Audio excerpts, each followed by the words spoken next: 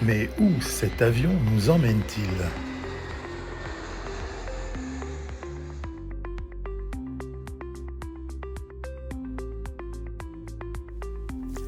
Direction Johannesburg, et en plus, il est à l'heure. L'hôtesse nous invite à bien respirer si on manque d'air. C'est plutôt rassurant.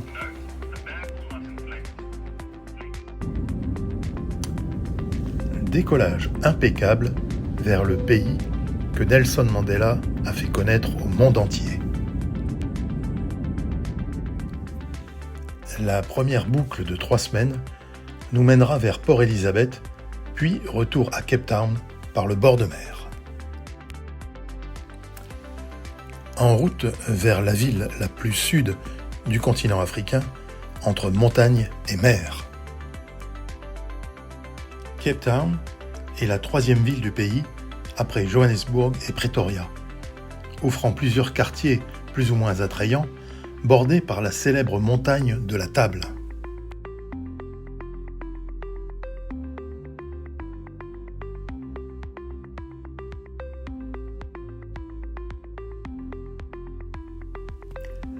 Le quartier de Bo-Kaap nous a tout de suite plu. C'est celui des musulmans, mais surtout de maisons que les habitants ont particulièrement soignées dans la couleur pour le mettre en valeur. C'est aussi un quartier d'artistes et d'artisans.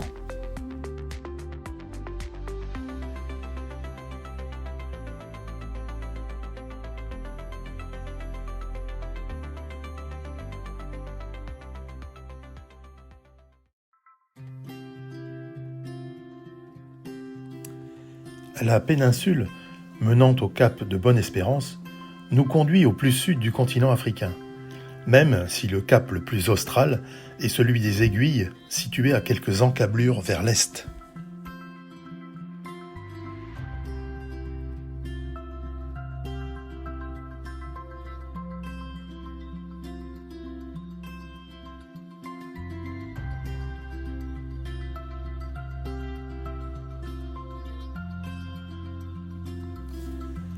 Je suis passé plusieurs fois au large de ce cap de Bonne-Espérance lorsque je naviguais au long cours, mais le découvrir depuis la terre offre une autre vision et une émotion assez particulière.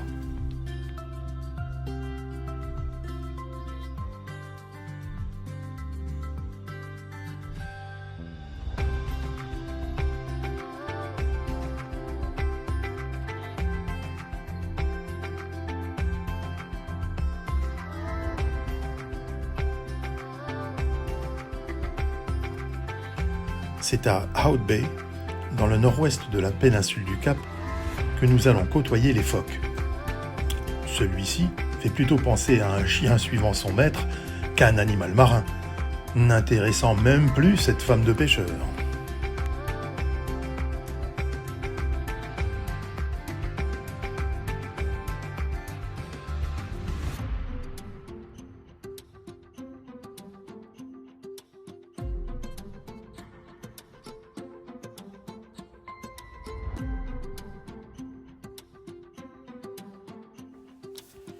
Ils sont partout dans cette superbe baie, mais c'est en bateau et en contournant le cap à la falaise abrupte que nous allons les observer dans leur milieu naturel et au plus près.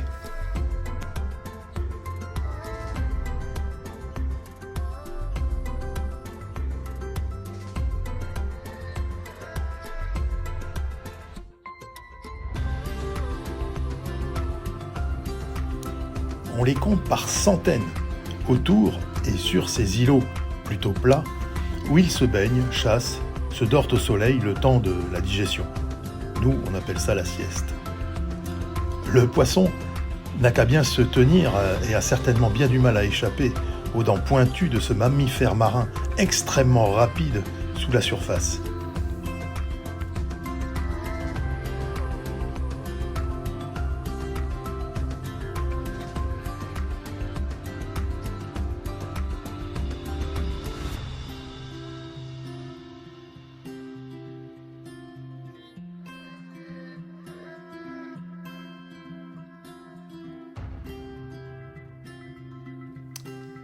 quelques cormorans veillent sur un pic rocheux, espérant que ces phoques leur laissent un peu de poisson. Ces traces blanchâtres que l'on observe sur les rochers en pente vers la mer sont le résultat de l'étalement des excréments de ces animaux. Et l'odeur, croyez-moi, est loin, mais même très loin de celui de la rose. Batifoler, s'amuser, se taquiner, dans cette eau rafraîchie par les courants venus de l'Antarctique, elle est pas belle la vie du phoque.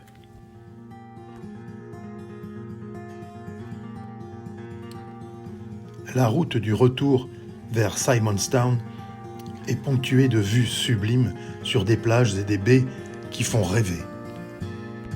C'est dans les environs de Simonstown, ville à l'allure britannique indéniable, que nous allons visiter une partie du littoral où les plages sont petites, voire minuscules, mais dans un cadre d'une beauté saisissante. Quelques huîtriers, criards, aux pattes et becs rouges, surveillent leurs nichés. Et c'est dans ce secteur qu'une petite colonie de manchots du Cap a élu domicile.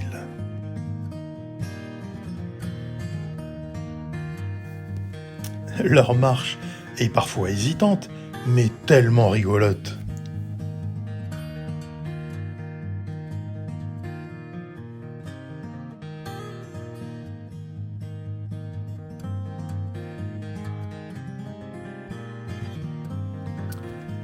Certaines parties rocheuses de ce littoral nous font penser aux Seychelles, que ce soit par la forme ou la couleur aux nuances gris-rose.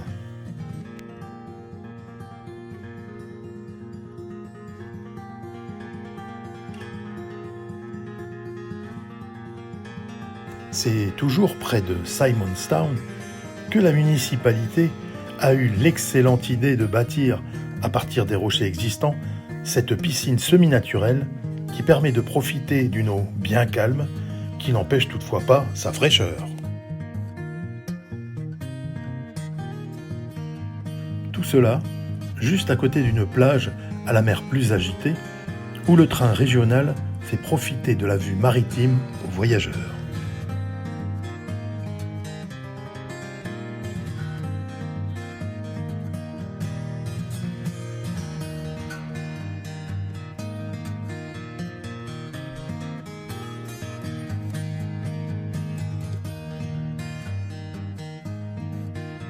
Le vent s'est levé en cette fin de journée et un kitesurfer vient profiter de cet élément qui, en plus, lui fournit quelques belles vagues à sauter.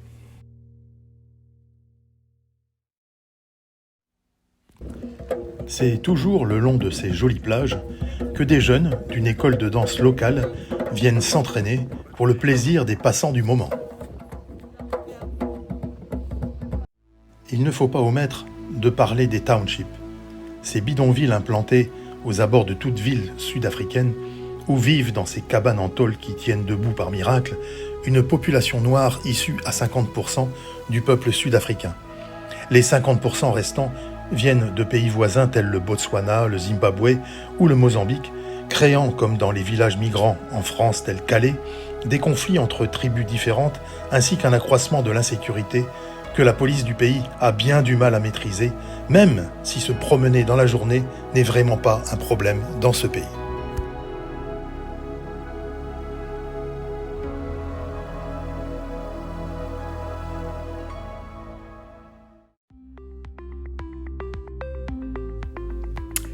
Franschhoek, traduisez le coin des Français.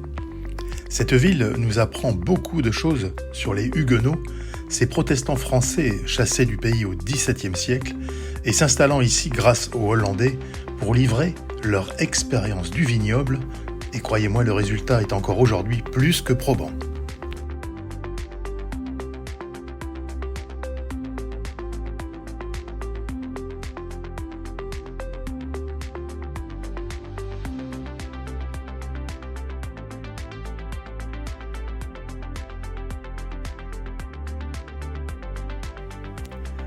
Ce fut également l'occasion d'une belle randonnée dans une vallée verdoyante où une petite cascade nous a rafraîchis avec bonheur car la température avoisinait les 40 degrés.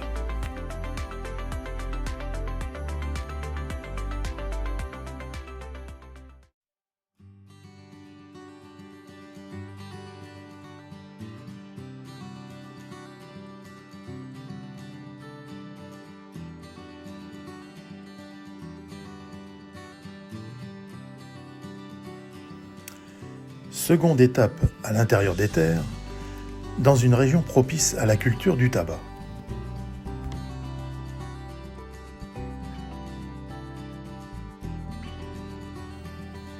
Mais ce sont surtout les autruches qui sont à l'honneur dans cette contrée sauvage et aride.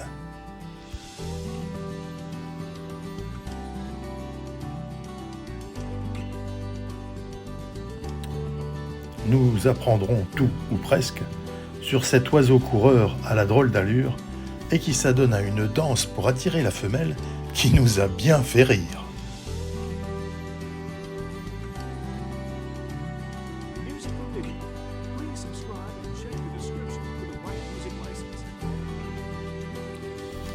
Et dans l'assiette, un vrai bonheur. Un des points d'intérêt autour de Outschurn est le Svalbergpass, une piste de 30 km menant à un col à près de 1600 mètres d'altitude fut creusée dans la roche durant 7 ans par des prisonniers au cours du XIXe siècle.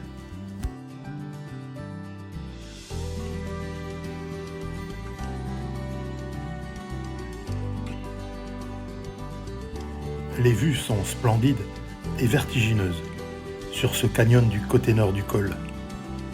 Et malgré ce filet d'eau qui ne doit pas irriguer grand-chose, de magnifiques fleurs arrivent à pousser dans ce désert aride.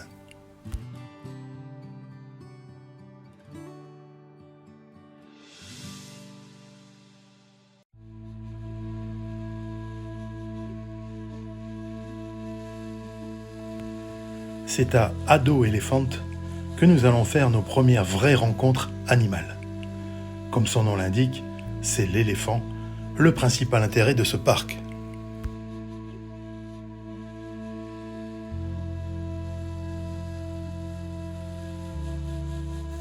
Nous y avons passé la journée, mais c'est dans l'après-midi que ces pachydermes viennent au plan d'eau pour s'abreuver.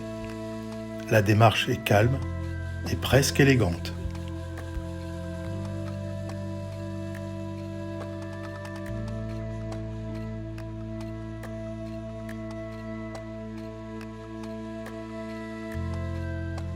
Des zèbres et des phacochères, du genre joueurs, font partie du décor et nous amusent avec leur allure vraiment trop rigolote.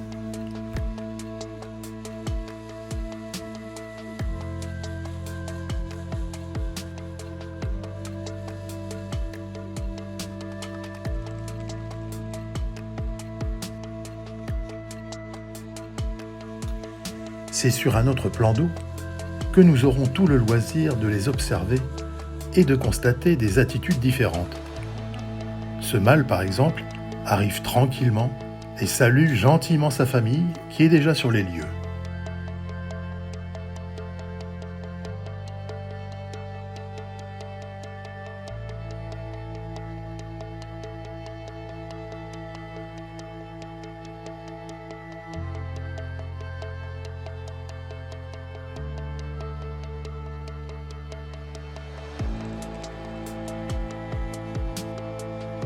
C'est apparemment un moment très agréable où l'on s'abreuve, on se lave et on se projette de la boue sur la peau pour se protéger des parasites.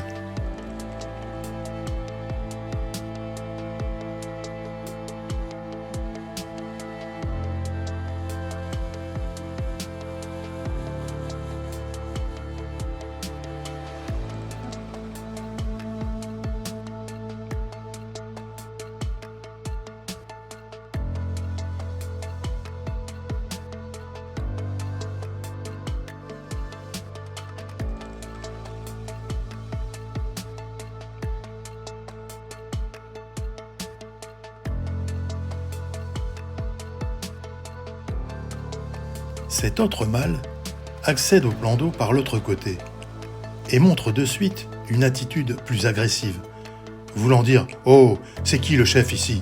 Allez, circulez, laissez place au maître !»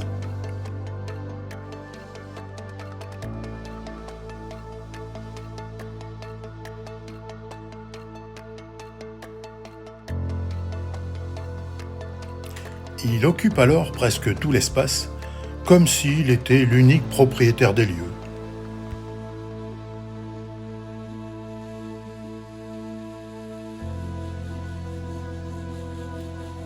Les autres préfèrent se retirer paisiblement, dans la brousse pour une nuit tranquille.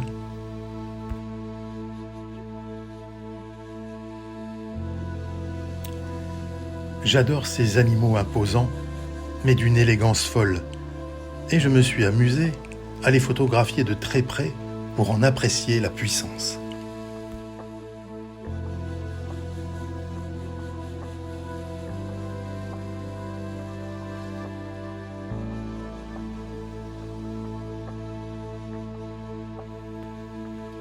Zèbres, gazelles et rapaces font partie également de ce parc très intéressant.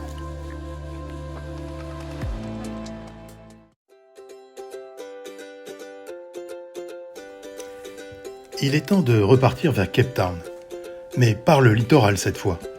Et nous voici à Mossel Bay. Les vagues sont assez imposantes.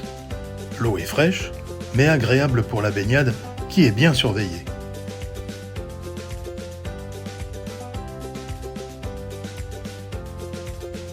Nous avons eu la visite d'un grand-duc perché durant 2 jours dans un arbre devant la maison où nous logions à Hermanus.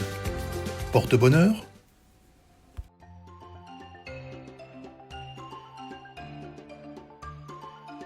Deuxième boucle du voyage, au départ de Johannesburg, pour le Lesotho, le Swaziland qui ne sera qu'une étape de transition, et le parc Kruger. Première étape à Maseru, capitale du Lesotho, où nous sommes immédiatement plongés dans l'ambiance africaine. Circulation dense, marchand de rue le long de la route, cabane en tôle où l'on vend un peu de tout.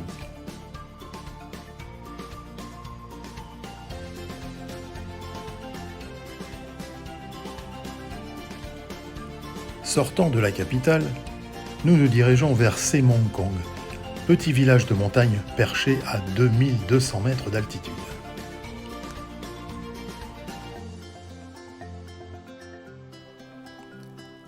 Les paysages sont d'une beauté sans nom, où il n'y a personne ou presque.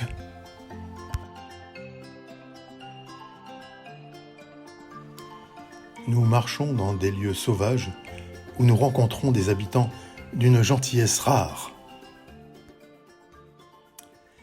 Ici, on se déplace à pied, accompagné d'un âne qui transporte tout ce dont on a besoin dans un village éloigné de montagne où l'on fait des kilomètres pour se ravitailler ou aller à l'école pour les enfants.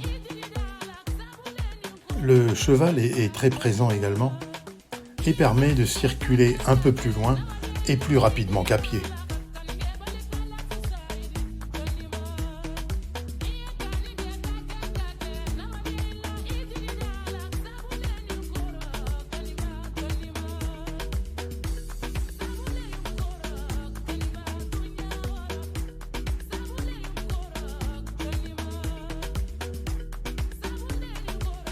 Nous logeons, durant ces quelques jours, le long d'une rivière dans un village constitué de rondavelles. Ces maisons types du pays, rondes comme son nom l'indique, et couvertes de chaume. Je me lance dans une balade à cheval avec un guide dans les montagnes. C'est une grande première pour moi.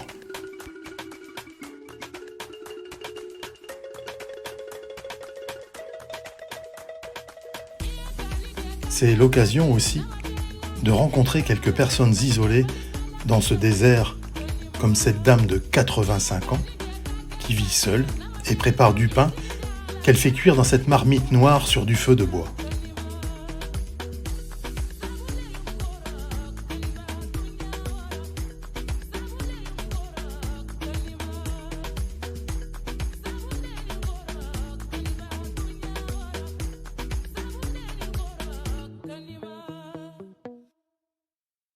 Je pense sincèrement qu'il faut du courage pour vivre, voire survivre dans ces régions au climat hostile en hiver où la neige n'est pas rare et où les étés sont assez chauds.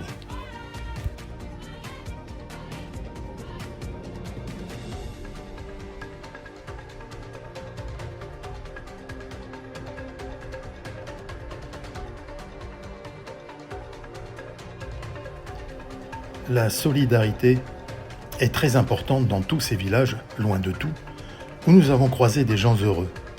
Je le sais car je leur ai posé la question, avec en prime un grand sourire pour ponctuer la réponse.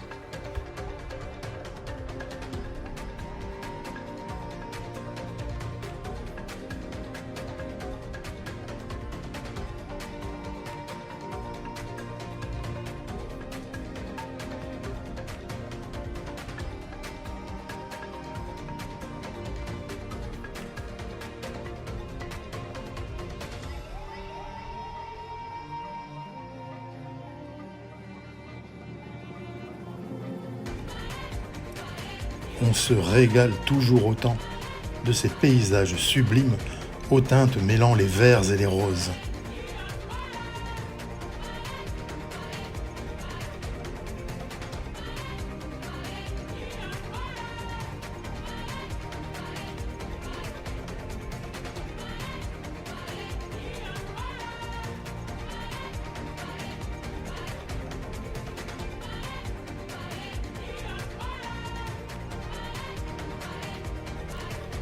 Il nous a fallu 2 heures de marche pour atteindre ce point de vue sur une cascade de 140 mètres de haut, plongeant délibérément dans ce canyon profond.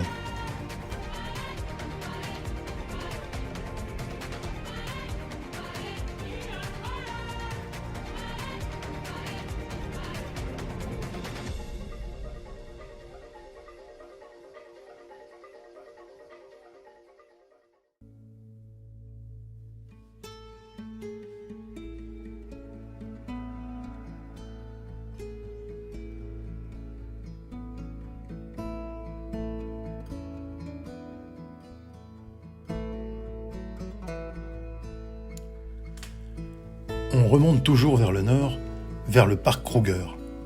Mais avant de l'atteindre, nous sommes pris une fois de plus par des paysages à couper le souffle, comme cette cascade qui a creusé des marmites de pierre par érosion depuis des millénaires.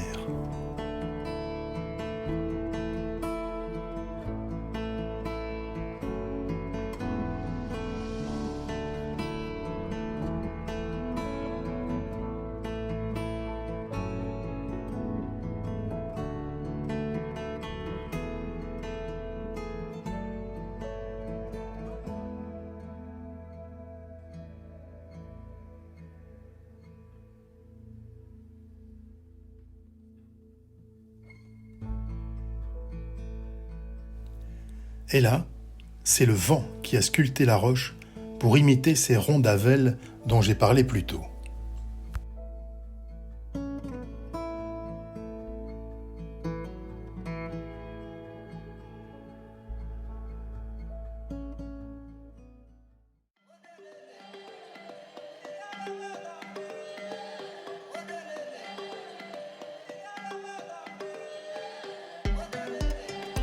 Ça y est, nous sommes dans le parc Kruger, un des parcs animaliers les plus importants d'Afrique avec ses 350 km de long. Et ce sont les hippopotames qui sont les premiers à se montrer.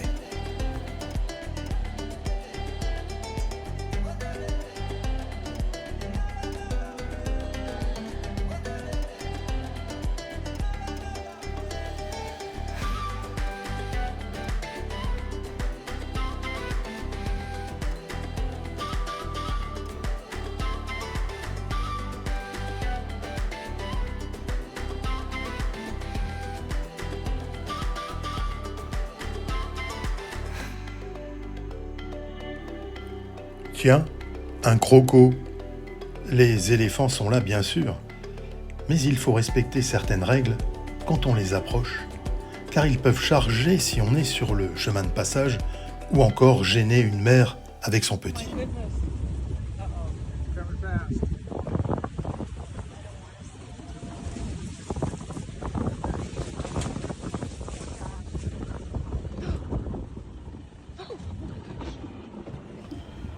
Voilà ce qui peut arriver malheureusement quand on ne respecte pas les règles et qui a entraîné le décès d'une personne. Donc, toujours être prudent à l'approche de ces énormes animaux de la savane et réagir vite.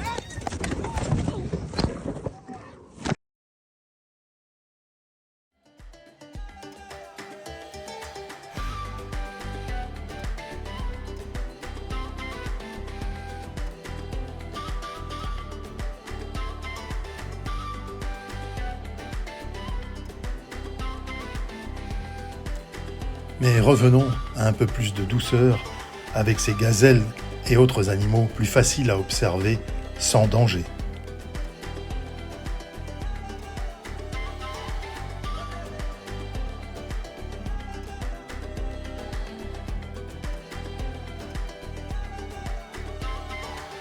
Ce léopard fut la cerise sur le gâteau car observé juste en fin de séjour. L'Afrique du Sud nous a comblés par la diversité de ses paysages et la variété incroyable d'animaux sauvages en tout genre.